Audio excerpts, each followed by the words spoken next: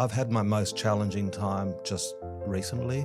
30 years, we thought it warrants a party, right? Of course, yeah. And so we pre-booked and arranged and were to have a party in August. I've cancelled that because it was a cash flow thing. I got it wrong. So, we didn't really have a good lead generation. I didn't have my eye on the numbers, losing money out of the door. And yeah, it looked like we weren't going to make it.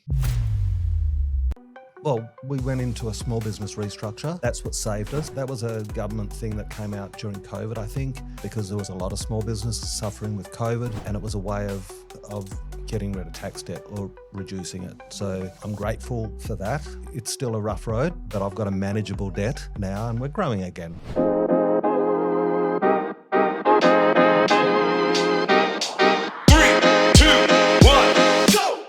Hello and welcome to the Real Biz Life Chronicles, where we discuss all things business, branding and life from the Horizon Digital podcast recording studio here in Perth. I'm your host, Tracy Fryer, the founder of Design Studio Perth. And at Design Studio Perth, we're dedicated to helping business owners grow with distinction through captivating branding and design. And so we're offering all our listeners a free brand discovery.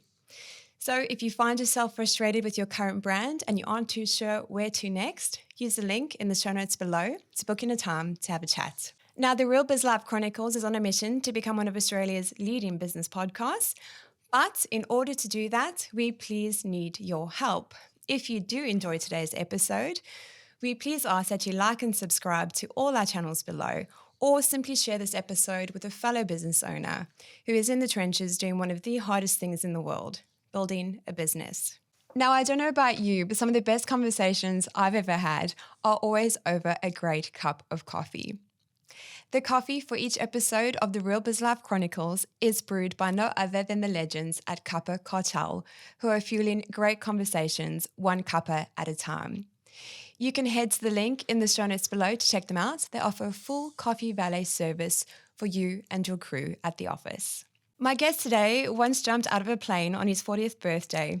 He earned the title Lean Mean Structural Machine, and not just because he's a sharp engineering mind. Dave Meney is a sharp thinking engineer, a grounded mentor, and a leader who's built impact through consistency, not noise. From cabinet making dreams to founding one of Western Australia's most trusted structural engineering firms, Dave's path has been shaped by quiet persistence and the belief that real leadership means elevating others. He's the guy behind AltConnect, a radical R&D breakthrough in steel structure design that cuts construction time in half and changes how work gets done on the site. And yet his proudest accomplishments are the young engineers he's mentored and the culture he's cultivated. Ask his colleagues and they'll describe him as generous, focused, and fiercely principled. Ask his family and you might learn about a more personal journey, one of self-discovery and reflection, shaped by decades of life, leadership, and learning. It's a conversation about what really matters, purpose over noise, people over process, and staying curious, especially about yourself. Let's get into it. Dave Meney, welcome to the show. Hi, thank you. I'm looking forward to our conversation today. For our listeners, we had to rehearse a few times there. My mistake. Dave, for our listeners, perhaps you could give us insight into what is it that you do? So I guess fundamentally I'm a structural engineer and I've done that for a long time, but more recently changed towards a business rather than an engineer. So I guess an entrepreneur. Yes. If there's such a word. And so together we design mining structures for our clients. And I saw that you wanted to start out as a cabinet maker. I did. I'm good with my hands. I like making stuff out of wood at school, and I saw that as a skill that I had. And so that was I guess that was the dream at the time, and in work experience, I went off to a cabinet maker and did some menial tasks there to see if that was what I wanted to be. But my dad kind of talked me out of that. He said, "You've got brains, you should be you should do something Yeah. better than that. And he suggested mechanical engineer. So I looked into the university offerings for engineers. I liked the sound of a civil engineer. I wanted to be able to design bridges one day, which I think a lot of engineers, young student engineers, desire. Yeah. And so that's what I did. I signed up and did my degree in engineering, in civil engineering. Structural engineering isn't a degree per se, so that's a specialty that we have once we graduate. And Deb, I know there's a bit of a story behind your business name. Instead of me sharing it, do you mind to share it, please, with our listeners? Yeah, I don't mind at all. I mean, I wished for a long time that I could change it because Yenem is meanie backwards. And so the idea sounded kind of nice. It had a nice ring to it. But ever since it's been misspelt for Yemen, people not having met me thought I was Yemenese. Oh, right. And fair enough. yeah, and so I think even for some time we had an alternative email address of Yemen, just to not miss out on any of that. But it became a name that stuck. A lot of people these days, after 30 years in the business, know, apart from myself, know the business name of Yenem. And so, yeah, there's no going back. So if you could change it, what would you change it to? I don't know. Yeah. Well, I'm glad it's worked out.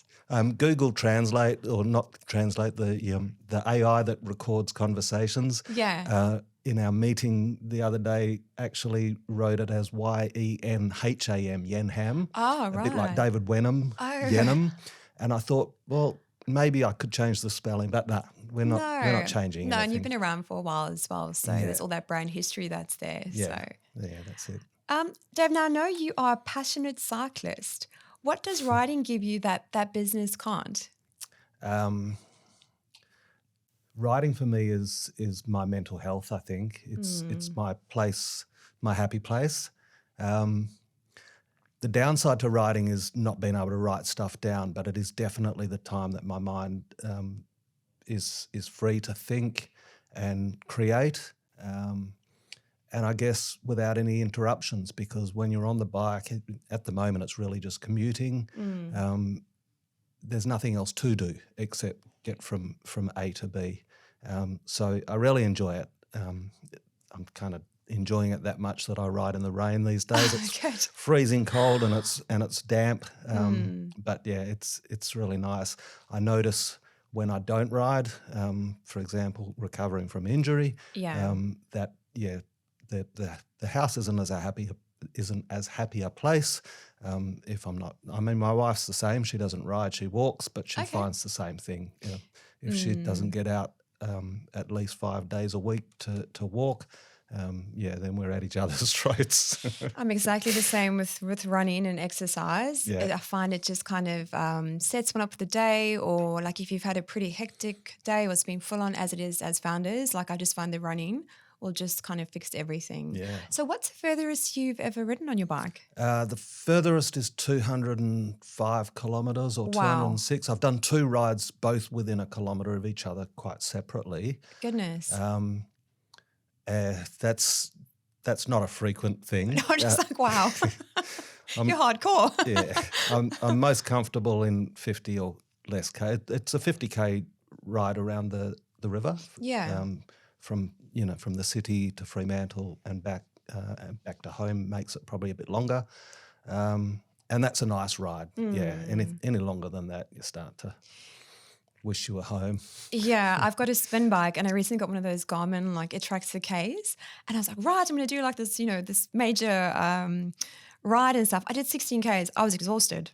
I don't know how you guys do it. I admire you. It's full on. Yeah, but it does take a long time to do as well. I mean, riding's not a fast sport. Yeah. So, time on the bike is really important to stay fit, and time's very difficult to find when you're running a business, of course. But I try to fit it in. That long ride, one was a charity ride for quite some years ago. We rode basically, I forget where we started and finished, actually. Yeah. We finished in Wickerpin, but where we started, somewhere near Collie. So we rode into the headwind east for 205 kilometres. Wow. And then stayed at the pub that night and drove back the next day. The other one, I headed off towards Geraldton. My daughter was working in Geraldton, Yeah. and I decided I wanted to ride, not to Geraldton. That's 434 it's like, wow. kilometres. And the idea was that Anne, my wife, would head off, and about the right time that I'd had enough, she would show up and rescue me from the side of the road. And that just happened to end up at 205 kilometres. And it's the best thing. I can still see that now, seeing that car coming towards me. I think, phew, Relief. I can get off now. Yeah. And I want to ride to Bunbury one day, where my daughter is now, but I haven't kind of braved that journey yet. I think that will become the longest ride. But I'm not an ultra cyclist.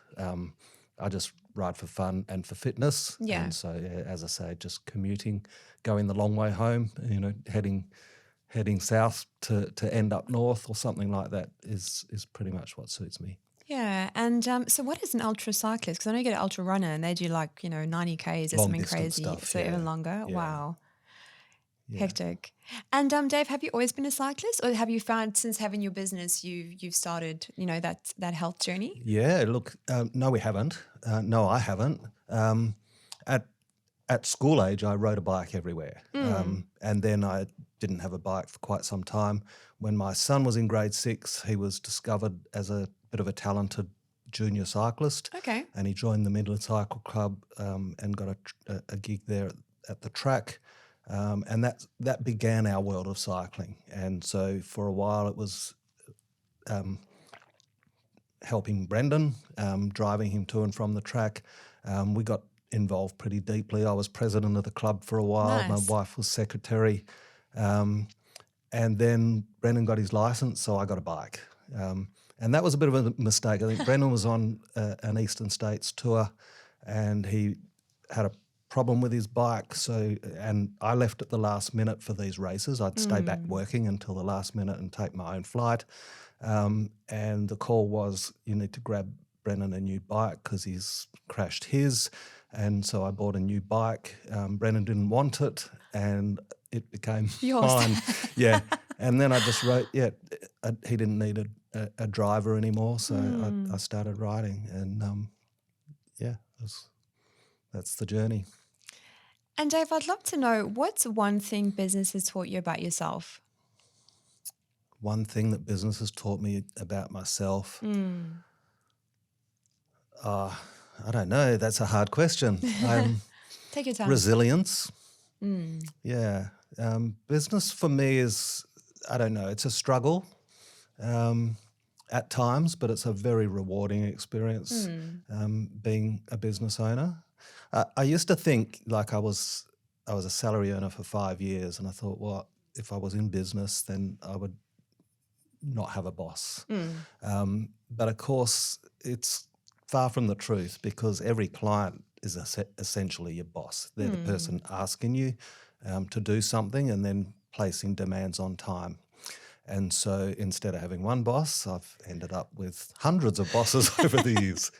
It's an interesting perspective. No one's actually quite put it that way. When you say it's a struggle, do you mind to unpack that a bit more? Do you find it's just the whole thing? I think generally it's a rewarding thing. I agree. The struggle is not being able to switch off. Real. So it is really, I mean, I even dreamt last night about something that I hadn't finished yesterday. Oh, that happens to you as well. Me too. Yeah. And so sometimes it's even hard to draw a difference between what you've dreamt and what you've actually done or thought about. I find the same. In the conscious life. Yes. But it's really hard to switch off. So, I'm on holiday. Theoretically, I'm not doing any work, but my mind is always in action around work, around the people, around improvements, around everything, and I can't stop it. So, it'd be interesting to compare if I no longer ran my business, what my brain would be doing. Do you think that's because of the passion that you have, or do you think it's because we get so in a a habit of just being go, go, go, go, go all the time that our brain just doesn't quite know how to switch off because it keeps going and like we have to do this and we have to do that and like. Yeah, I don't know. Certainly I have passion and purpose in the business. And so I suppose that's what drives me as a person. My business is part of me. Yeah. And how long did you say you've had your business for? For 30 years. Amazing. Yeah. And when you first started, has the vision kind of changed from when you first started? Yeah, it's changed a lot. So I started, it's a little difficult to gauge the difference at the beginning between being a contract engineer and being a consulting engineer. But that happened in 1995 when I called myself a consulting engineer. But I was still working by myself, so I was a one-man band, but I had a number of different clients. In fact, I was helping my mentor out with different jobs, and I wanted to follow in his footsteps. He worked from his home office. He had a number of clients, and he discovered me while I was as an employee in my company, in the company that I worked for. And he recognised a bit of talent there. He bought me a fax machine and set me up so that at night time I'd go into the office at home and do some interesting designs. So at some point, at 1995 was it. We started to build a house. My son was born, and I started consulting. And I thought it would be a slow start, and I'd get time to do all of that. But it was a pretty fast start, and suddenly I had a lot of Graham's clients to share the work with, but also my own clients as well, and it just stemmed from there. But I was a one-man band for about 11 years before I got somebody else to help me. And Dave, that journey of becoming a dad and having a business and everything sounds like it was happening all at once, how did you navigate through that without there was obviously times when you felt extremely overwhelmed? Oh, I'm sure I did. Memories of overwhelm are pretty weak. That's good. I wasn't becoming a dad. Brennan was my second. Oh, sorry. So my daughter was 2 years old at that time. Oh my gosh, as well. Brennan was literally born on the day we started on the house project. So yeah, I don't know. Ask a busy person if you want something done. We're definitely busy people in our family, and so it's what I thrive on. I think is being busy and under pressure. The experience of being a dad at home, working from home, that was great. I used to make comments about my son doing something and saying, Amanda never did that, but Anne would say, well, yeah, she did, but you were at work. So there was a great experience of being closer to the kids by working from home. And we had some pretty strong set rules for that. So about 8 months in, I think, took to build our house and move in and set up there. So, kids were still young. And they had rules, and I had rules too. So when the door was closed in my office, I was home, and when I was in my office, I was at work, and everyone knew within reason what the boundaries were. Great. Yeah, so that was easy for me. I did have a colleague. One of my clients was Minproc Engineers, and the chief structural engineer at the time. He wanted to work from home. He liked what Graham and I were doing from our homes, and he went home for about 3 weeks. He said his wife had him out there mowing the lawn, and he said, I can't do this. No, there needs to be those boundaries, yeah. Yeah, it's interesting because COVID was a complete change for working from home environments. Definitely. We've had that ability to do that at Yenem for a long time after me being a one-man band and having a team. So working from home was pretty easy, and of course, that my team can manage that because it's an important aspect of our business. Yeah. But yeah, a lot of people can't. No. I find it the same when I first started. All those lines kind of get blurred, like you're in the office and you're doing washing, then you're walking the dog, then you're answering an email. Yeah, no, it was a shit show. Yeah. For one of the better words. Dave, I'd love to, if you look back over those 30 years, What is maybe one or two things that you're most proud of? I'm really proud of, I think, the team, and I'm not taking credit for that. It's just, it gives me happiness, I think, to be in business with a good team, and even if those people are no longer with Yenem, because over the years we've had I've trained a lot of graduates. They've stayed for a while or a long while, and then they've moved on. Yeah. And you do lose. You say on the last day keep in touch, but it's very rare that you do. And I kind of feel proud that I've made an imprint on those people. Great. And certainly proud of the people that put up with me and stay. I think my team would say the same. Putting up with me. This is a common conversation that pops up in our, in the episodes, is that the importance of having a great team. How has that impacted you? I think over the years I've definitely changed as a result of that. So I like to think I've changed as a person, but certainly in the past it was Dave's way or the highway. And that's a character trait that I'm kind of hoping no one notices these days, because it's in the past, but there's probably a bit of that still left. Okay. But I think being able to get rid of that, to recognise that other people have talents and different ideas that together strengthen us individually, so that, we've got greater breadth, I think, in our team because of that. So I used to just have graduate engineers so that I could teach them my way, and then Right. later in the piece we've employed senior engineers and people that have come, that have had their graduate training in other places, and I like that. I didn't know that I would, but I like that because that adds breadth and expertise that I kind of lacked, and made us better, made us stronger as a team. And that's such a, I want to say, growth perspective, because I was the same, as a business owner, you think you can kind of do everything yourself, you don't need anyone, and then suddenly you have to realize that you don't know everything and you can't do everything. And then when you bring on another team member, instead of them overshadowing your skill set, they kind of bring their own skill set. You can kind of increase the work, and it kind of elevates everything at the end of the day. Yeah. Yeah. And delegation's the other thing that's really been, a massive improvement, I guess. Very difficult. You and me both. To delegate. I think a lot of us find that. I might as well do this myself. It's easier. I could take half the time. But once you get used to delegating, then it becomes actually an enjoyable experience, especially if you're wanting to take a holiday or something like that. Tell me about it. Yeah. It's funny though, right? Because in the beginning, I remember when I got my VA, I was like, what am I going to get this poor lovely lady to do? Like, just started on 2 hours. And then once I started seeing the value in how much of sort of those smaller tasks that weren't a productive use of my time I could give to Mav, our magic Mav, we call her.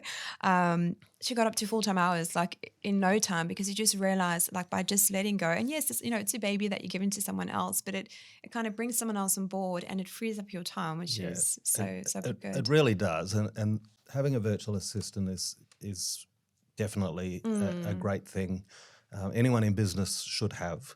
And there's plenty of places that you can get a virtual assistant, and it's not just to take tasks from you, but it's also to enrich them. 100%. And and we pay nicely in Australia for our virtual assistants as well, so it helps to lift their well-being. It does. It offers opportunity to them. Mav's been with us for about 4 years now, and it's been great to see the journey she's been on. I think she's built a house and put solar, and it's so great to see that side of things also happen as a result of them being part of the team. So so much more than just a VA. Yeah. And Dave, if you look back over the last 30 years, when was the most challenging times? I'm still in it. Okay. So I've had my most challenging time just recently.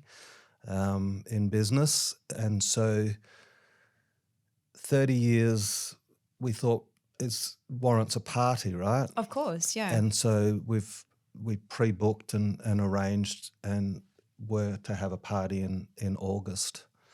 And I've cancelled that because we came close to winding Yenem up this year. Workload dropped, expenses. Really, it was a cash flow thing. Yeah. We were geared up for expansion, but I admit it. I got it wrong. So we didn't really have a good lead generation. I didn't have my eye on the numbers, and so we were losing money out of the door for labour, and then the jobs were getting smaller and fewer. Yeah. So the party's cancelled because it just doesn't seem like the right way to spend a few dollars at the moment. And yeah, it looked like we weren't going to make it past 30 anyway, so what was there to celebrate? So I found that difficult. Mining sector is difficult anyway. Yes. And I think the last time we had difficulties proceeded a good time. And so I've always been kind of careful with cash. So, having a good stockpile of cash before a mining downturn's a good thing. And in 2014, 15, that's what happened. Yes. And it was very easy to sort of lose the money during that period of time, but then things always bounce back. And so knowing that, and certainly, for 30 years I've seen the cycles come Definitely. and go. And the 2014 one was, one that we tried to get through. I made a few mistakes. I spent money looking in different areas other than mining. And in hindsight, I would have been better just, shutting the door and going to the beach or something else and just waiting. But this one's much harder for various reasons, really. But that's probably my toughest part of the last 30 years. Dave, thank you for being so open and honest with where you're at. I think, a lot of us, we don't have those conversations about, fucking up, excuse the French, sorry, Mum, or just making those mistakes as well. And I think it's really hats off to you that you just own that and you said, this is what's happened. And I also think something else you touched on was that priority shift. So obviously you planned the party, stuff hasn't quite gone according to plan, and you've made that hard call and you've had to kind of, but you still keep going. I think it's very admirable. Yeah, still keep going. I think, well, we went into a small business restructure. That's what saved us. So that was a government thing that came out during COVID, I think, because there was a lot of small businesses suffering with COVID. Yes. And it was a way of getting rid of tax debt, basically, or reducing it. So I'm grateful for that. I can, it's still a rough road, cash flow, but I've got a manageable debt now, and we're growing again. So, work hasn't stopped; it's changed. One of our clients that provided us with a lot of work opportunities got quiet, got bad press, and so straight away that left a hole. Yeah, of course. In the past, that's happened. I was doing a lot of structural consulting and structural inspection and remedial type stuff for a mine up north, which was Telfer Gold Mine. It was before Telfer Gold Mine became a much bigger thing.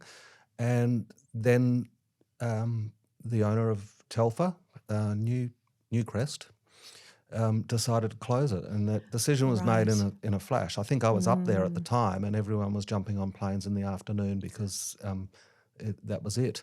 And so that was a significant bit of income for me. It was, I think, 2 days every month up on site, plus a whole month's worth of work that I'd gathered. Yeah. But somehow that hole was filled with other opportunities, and you just move. Yeah, you just move forward that way. I think this year's been a big challenge because we had a lot of engineers. So 15 structural engineers is a big company of engineers. Definitely. And so, the hardest thing I had to do was to admit that I'd fucked up, and put 7 people into retrenchment. That word, I can't think of that word. I delayed 7 people off. After that one. Like a redundancy? Redundancy. Yeah, sorry, it took me a while. I was so engrossed in what you were saying. I was just, my brain was trying to so I find made it. 7 people redundant. One additional engineer got shaky, I suppose, worried about his future, so he started to look around, and then there was 8. And then my principal structural engineer, he started as a graduate and worked for me for 14 years. Yeah.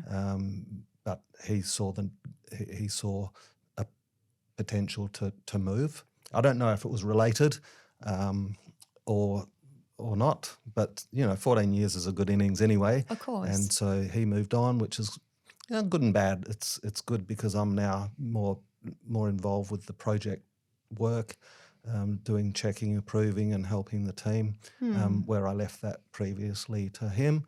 And so then there was 9, and then my business manager, Fletcher's, just recently moved on to more HR-related roles, and then there was 10. So we've got a smaller team now. There's still 14 people at Yenem. Still great, yeah. It's still a decent size, and it's the size that we can now grow again with. So with that smaller team, with the current projects, we're strong, and we're starting to put money back in the bank, which is good. That's great. Dave, thanks again for sharing. I think it's really important to, I'm sorry that that's happened, but to show some of the really hard decisions that business owners have to make, to make 7 people redundant. I can imagine that takes its toll. Yeah, I mean, pride was the biggest issue for me. I just really was saddened by that. I was disappointed with myself. And that was the hardest thing, I think. We had the meeting with the accountant, which probably should have happened earlier. Sure. And I was confident. I think that was November last year, and I was confident that I could fix it. Yeah. Dave can fix everything, right? So we re-met in December, and I admitted defeat. It was a really hard thing to do, but to say, I'm going to hit the phone and bring in a whole pile of new clients in November and expect that to happen during December and January, the worst months of our business year. Either a drought or way too much is generally what happens in December and January. So I was a bit naive thinking that, but really it wasn't naivety. It was just I just didn't want to admit failure. Yeah, and being optimistic. Yeah. If you could go back, your biggest learning from that, or what advice would you give to someone who's potentially where you were in November? Yeah. What would it be? Know your numbers. Yes. Know your numbers. And look, it sounds simple, but you've got to dig deep to find those numbers. When I did look at my numbers more carefully, I saw problems occurring last July. But in October, I thought everything was okay. So between July and October, I was a little bit naive about my numbers. Yeah. Perhaps I was leaving, that to my team to advise me, and I didn't hear it or didn't want to hear it if it was spoken. Let's say that's possible. But yeah, just being fully aware of your numbers before you make big commitments. The biggest challenge we have as business owners, my biggest challenge is resources. Yeah. So have I got enough work for my team? Because I don't want them sort of sitting unhappy, I suppose, that they're not under the pump, but then I don't want them too under the pump either. We've been there, done that. And so that's the hardest thing, trying to get that balance. And to be honest, it's quite often out of your control. Yeah. We're at the mercy of the market. It's a terrible market at the moment because everyone's sitting on their hands. They're not signing off on POs. And so whilst the future's great, everyone's kind of just, well, come on, bring it on, bring on the future, and it's slow to start. So we'll be there for when it does, but that's the hardest thing. So I think last year I put on people where I should have probably just held back a little bit. Sure. And then just kept an eye on the money. But on the other hand, you can't just hire and fire as you need as well, because your team is your family. And so I think the advice I give myself now is just make sure that you've got the right team size and you grow according to that. So, yeah. And great advice, know your numbers. I was one of those who would just ignore it. No, I don't want to. Put business advisor be like, Trace, can you tell your numbers? I'm like, no, I can't deal because it stresses me out. Like, I don't want to see that stuff. And I look back now, I'm like, you idiot. Like, that's where all the secret sauce and all your, it kind of navigates everything that you do. Yeah. And at the time I was like, nah, I don't want to know my balance sheet. Just don't even go there because it just stresses me out. But yeah, it's so important. So for any business owners who are avoiding your numbers, Dave is spot on. Know your numbers and embrace that balance sheet because it dictates everything that you do, right? So you can kind of gauge where cash flow is low, cash is up, and it can really help you with those next decisions, which can massively impact your business. So don't be like me with your head in the sand for a little while there. Dave, when things get tough, who is it that you lean on? It's a good question. Sorry, I'm cramping. No, it's fine. If you want to just stretch, it's all good. The result of cycling. I lean on my work colleagues or business associates. So I mentioned 2014-15. It was really difficult in that period of time because I couldn't speak to anybody about the problems. So, the problems of getting rid of people because there's no work and so on. It's really hard to do that, have that discussion with the family. Yeah. The family's, you'll be okay. It'll be okay. We'll get through this. Full of shit advice, really. Sorry. Your staff, you can't really talk to your staff about the pros and cons of keeping the business or, certain things like that. Yeah. So that you don't unnerve them. So true. Yeah, and friends, that probably not engaged enough in your business to give any constructive advice. So out of that loneliness, I joined a group called Business Blueprint. Okay. And so I think that was about 2016 I joined Blueprint. And that's a great membership. It's headed out of Sydney by a guru called Dale Beaumont. Okay. And it's really a collective of business owners. The majority are business owners, and the businesses are so diverse.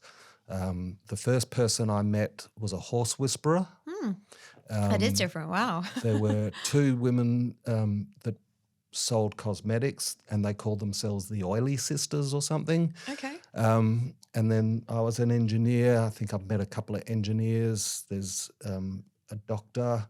There's just so many different businesses. But despite the differences in business, everybody had the same issues as business owners. So mostly it's about staff for most people. I've been grateful not to whinge too much in the past about my staff, but that's one. And so there was the networking that provided, as well as a lot of education, lots of resources on the web, lots of ways to systemize your business. So, between 2016 and now, we've really done a great job of systemizing the business and making it quite lean and mean, as you referred to earlier.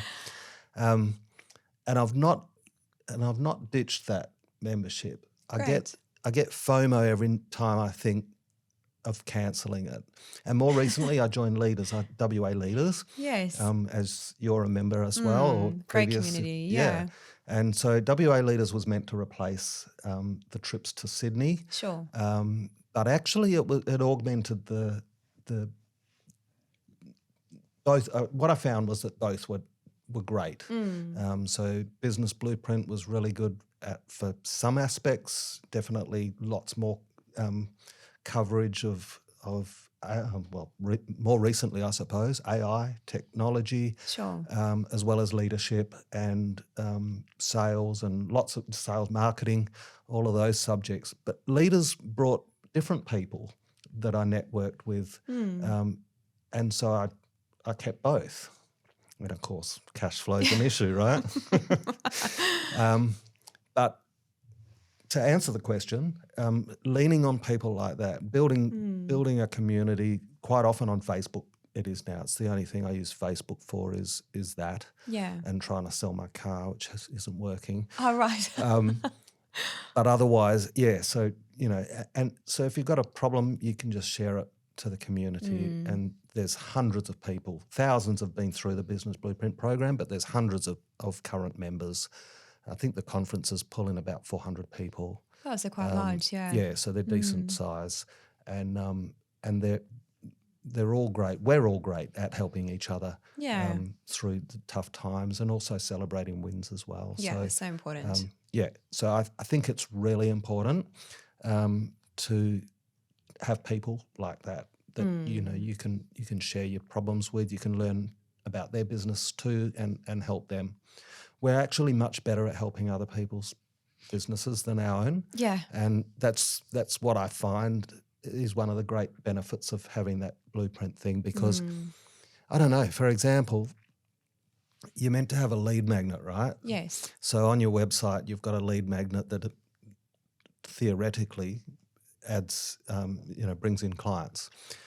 And I've always struggled with the lead magnet. Like, I've got a 30-minute free consultation or something, and occasionally somebody fills that in and talks to me about a problem that they've got, and I see if I can help them. Maybe it's a job, maybe it's not. I mean, I enjoy solving problems, whether you get paid or not. So that's mine, but I've always struggled to, is that the right one, or should I have another one? Alternatively, somebody else is thinking about a lead magnet for them. I can think of 5 things for them. Right. And so there's a benefit there in being, having other people not stitched into your business that can think outside your narrow mind and give you some and help ideas. you. Yeah. So it's a really good community, and I think being in business without that community, it would be, well, I did it for a long time. Yes. I did it from 95 to 2016. That is a long time, sure. Yeah. But I don't know. These days we seem to have more problems than the olden days. Or is that just me talking like an old person? Maybe it's the age thing. I don't know, because I feel the same sometimes. But for our listeners, a lead magnet is something you put on your website. So it's a bit of free value, or it could be a discovery call, and it allows you to give that person insight into the value of working with you, and, help them wherever they might be. And so you kind of connect with them, and the goal being that they do become a client down the track. But I'm glad you mentioned that, Dave, because, business communities especially have been like major in my business journey, because, damn, it is lonely sometimes. And like you say, your family doesn't quite get it because it's a very different experience. I think my family thinks I'm crazy, but never mind. And then your friends, they also have a very different perspective on things. So just speaking with like-minded people who actually get it, and you kind of realize, hey, I'm not that crazy. It's just like, this is just part of being a business owner. Then having those conversations is really, really important. Yeah. And I wanted to talk to you about your AltConnect. So it's a bold leap in construction methods. What's the story behind it? And if you could share more about it. Yeah, I'm happy to talk about AltConnect. It's a disaster in a sense, because it's an idea I had, God knows how long ago. Anyone that any graduate engineer from my dark and distant past must hear, if they're listening, would hear this and say, God, is he still doing that? I think it's been 7 years, but every year I think it's been 7 years. So It's definitely been more than 7 years now. It's maybe got a 1 in front of it. The basis for it is 2 things. So one is, in mining structures, everything's built in sticks. So you've got columns, beams, braces. They're all stick built, and they're all detailed and everything. So everything goes together, but it's one piece at a time. Alternatively, there's modular construction these Sure. days as well. So that's when things are built entirely or partially in the workshop and then freighted to site and then put together quickly. So that's one reason. I just don't get this spending heaps of time on site putting things together one stick at a time. The other is a star picket. So when you bang a star picket into the ground, it goes straight down into the ground. But when you want to remove it, it's bloody near impossible to remove it. And the reason for that is because unless you pull it out absolutely vertically, you put a little bit of bending into the picket and it grabs the dirt around it, right? Okay. And so, and the more that you do to that, the harder it is to pull out. Right. And that is the concept of AltConnect. So to draw a distinction, stick-built normally has a inner structure. Normally the column would go from the bottom to the top. And then there would be intermediate beams and floors as a result of those intermediate beams. To use the friction method, like a star picket idea, you need a column that is just one floor high. So basically then, say 4 stories, you're breaking that column into 4 pieces. Right. And then using a socket and a spigot, because this is a circular shaped connection, using a socket and a spigot, you would then join each column together. And of course, in that connection, there would also be the beams for each floor. And so that's completely different to conventional construction. Right. And so when we were developing this, the challenge was, so sure, you can build a whole floor, modular floor, and then stick it on some columns and then stick more columns on top and keep going like that. And that's the plan. But how do you make it so that you don't need to be at that connection with scaffolding or with a hoist? And that has always been the challenge. So we'd look at an idea and then think, we've still got to put a pin in there or 16 bolts or whatever. It offered no solution to the problem. In fact, it made it worse than the current status quo. Right. But never happy with current status quo. I've persevered over the years. And then 3D printing is what has changed the idea that will potentially and eventually be a real thing. And the reason for that is because with 3D printing, you can print a spigot and a socket that matches each other with minimum clearance so that you know exactly how that's going to go together. Yeah. So we've spent years doing modelling, and therein we've also come up with hurdles, computing space, computing size being one of them, because it's not a simple connection, and relying on friction means the computer's got to say, is that bit touching, yes or no? Yeah. If it's not, touch it. If it is, untouch it. Try and getting what we call convergence. So each iteration of the analysis should eventually end up with a solution. And so we've used so many different types of software, and we've landed on one that is likely to bring us to the finish line. So, as I say, it's just going on and on and on and on. So it's still in progress? It's still in progress. Okay. Yeah. So we do an R&D claim every year. I think this is probably our 4th R&D claim, so it's when we got really serious with it. We've done computer testing. We've done laboratory testing. I've engaged graduates or undergraduates to do some of that stuff in the past. And we think we've got something that'll work. And now we're kind of testing its extremes. So we're looking at structures that we've designed already and saying, what if we had the AltConnect solution on this structure? How would that be different? So certainly there's some advantages. For example, there wouldn't be bracing, because the bracing is a different structure than the unbraced one, which is when you get the bending. So if you've got a structure that bends, then you've got that star picket bending concept that I referred to, and then you've got that resistance to tension. So what if we took away all of the bracing on this structure and we built this out of massive columns and beams and connected them with AltConnect what would that look like?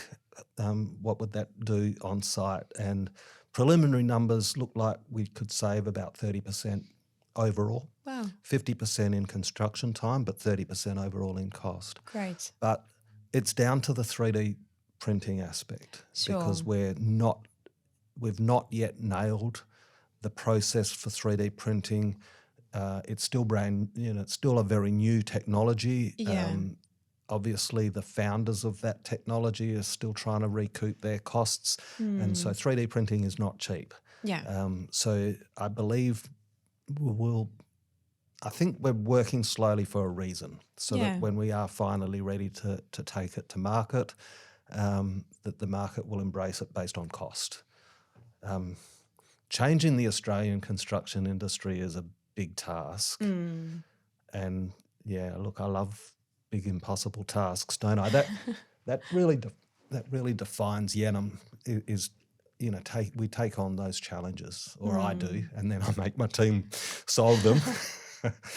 And I'm looking forward to that part actually, because if our construction industry doesn't improve, then we're going to be left behind. We've got the steel industry trying to stop imported steel because it's too cheap. I mean, that's not the reason we need to stop importing steel structures. We need to find what we're good at and focus on what we're good at, not ban imports because they're too cheap. And obviously we can't sell at the same price because our labour needs are much greater than those offshore.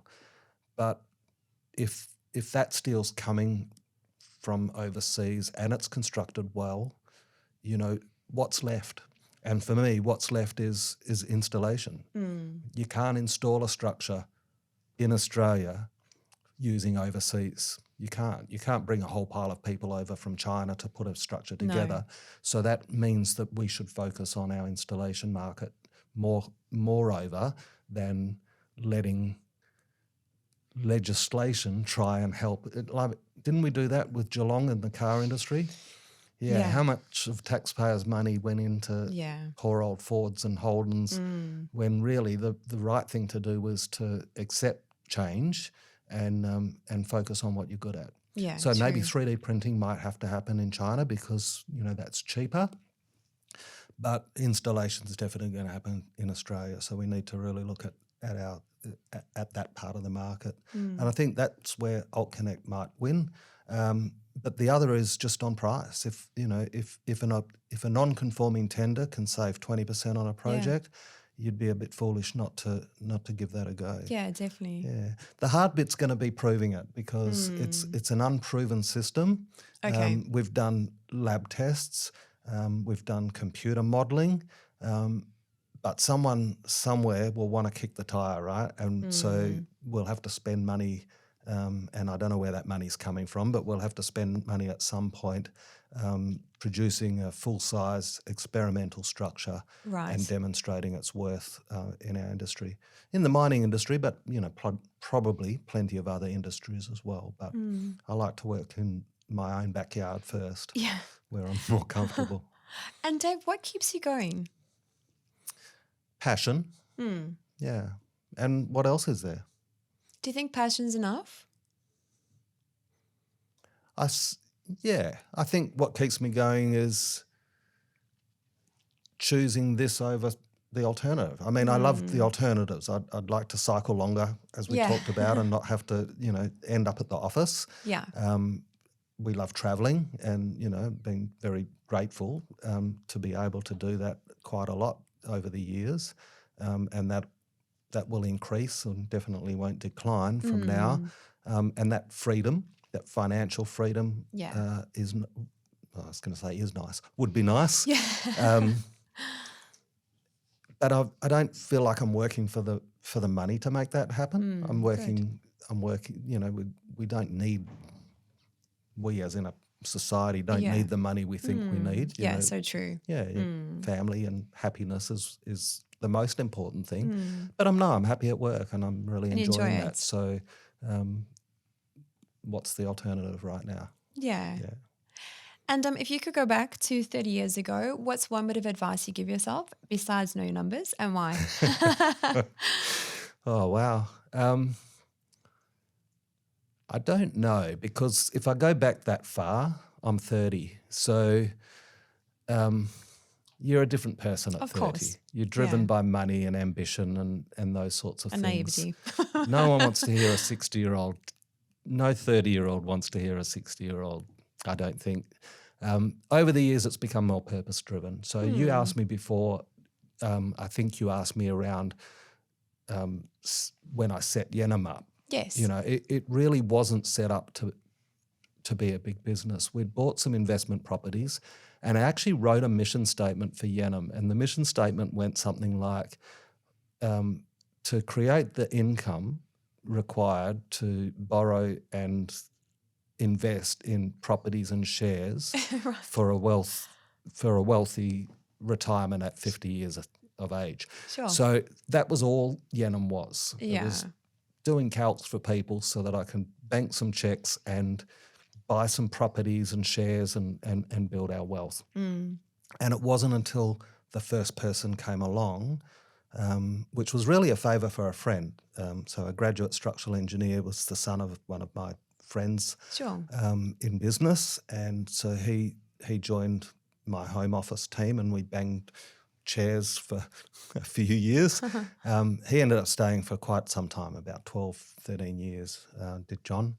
And at some point, you know, I wanted to share my knowledge with other people, and I think that's when things changed. So I don't know what if I went back, I don't know what I would change, to be honest, or what I would tell anybody. Yeah. Know what your purpose is. Yeah. Powerful. Yeah, I really think that that's important. Even if it changes, do something for a reason. I think a lot of us, sorry, Dave, I think a lot of us, when you first start a business, it is that financial freedom, you know, for your investments and that lifestyle that you want. But yeah, even if I look over the last 5 years, my purpose, I guess, and the reason for having Design Studio Perth has really changed as well. Yeah. Yeah, and it'll probably continue to change as well. Just, Yeah, I think for me roll it was with that. Yeah, I love that because when I first started, it was just me kind of replacing my income, and then it's kind of grown to a team now, and I just love that journey that it's kind of taking me on. It's been hard, don't get me wrong, but been very rewarding at the same time. Yeah. Dave, any final words of wisdom before we wrap up? No. Oh, I do have to ask, if you could design your dream cycle route anywhere in the world, where would it be? It's France right now. So I do love. I'm an idiot, really. I love climbing mountains. Oh, you sound like someone else I know. Paul. Yeah. And so I'm lucky enough. My pursuit is cycling. My wife's pursuit is tennis. Okay. So one of her goals was to go to all 4 Grand Slams. So Nice. she's done that at least once. Yeah, She's been to Roland Garros 3 times now, I think. So she's done each of those. And so my way of getting a cycling holiday is, darling, would you like to go to Roland Garros? That's a And great then tip. her eyes light up and say yes. And I said, great, while you're there, I'm going to be cycling in the mountains.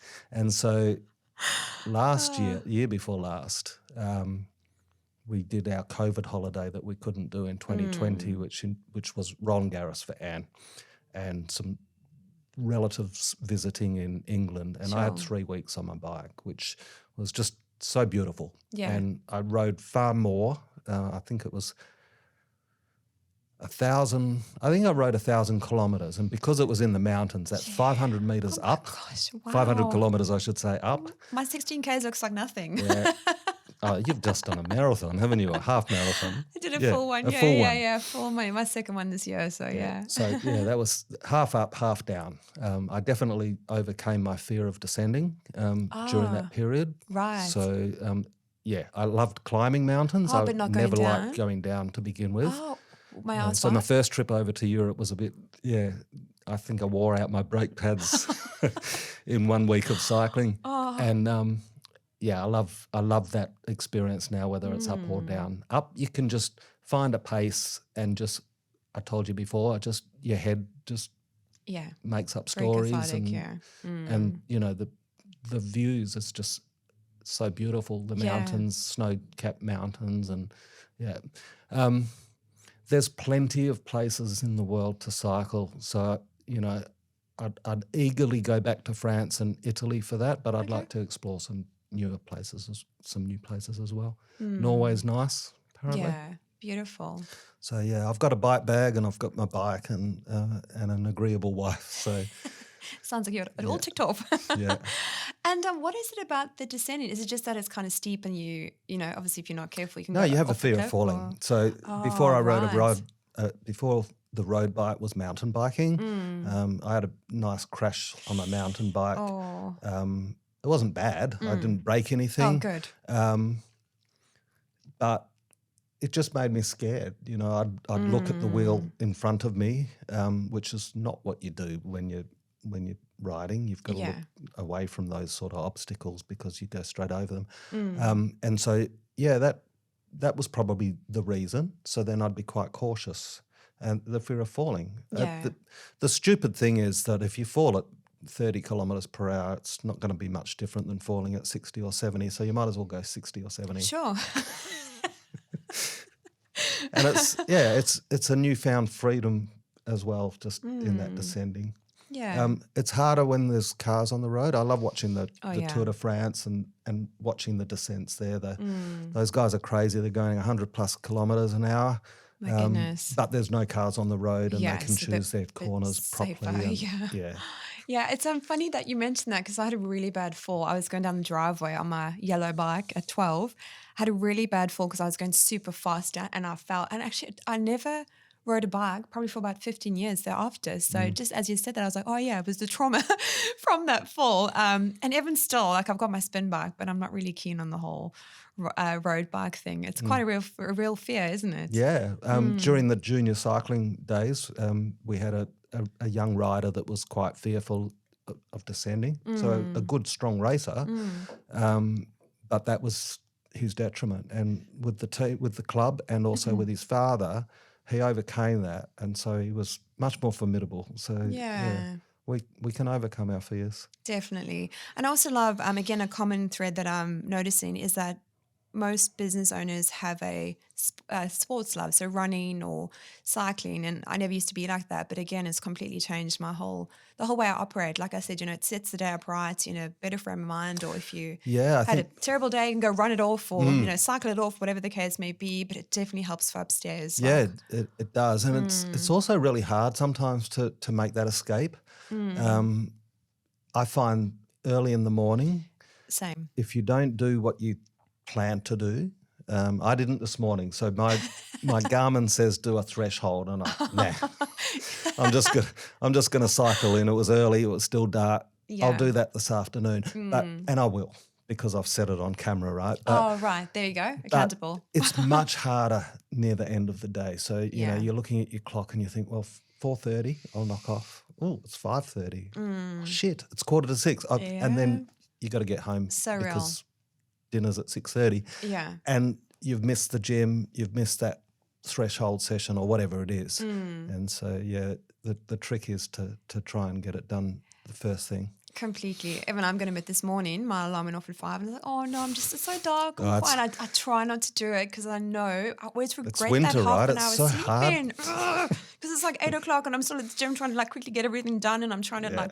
run around, and it's just sometimes I do tend to it's in my calendar, it's blocked out, but just getting up sometimes and then throughout the entire day I'm like, why did you not just get up at 5 and just go get it done? But I think the studies are out there, a healthy physically healthy body is really important for your mind. And, so true. In business, we need a healthy mind.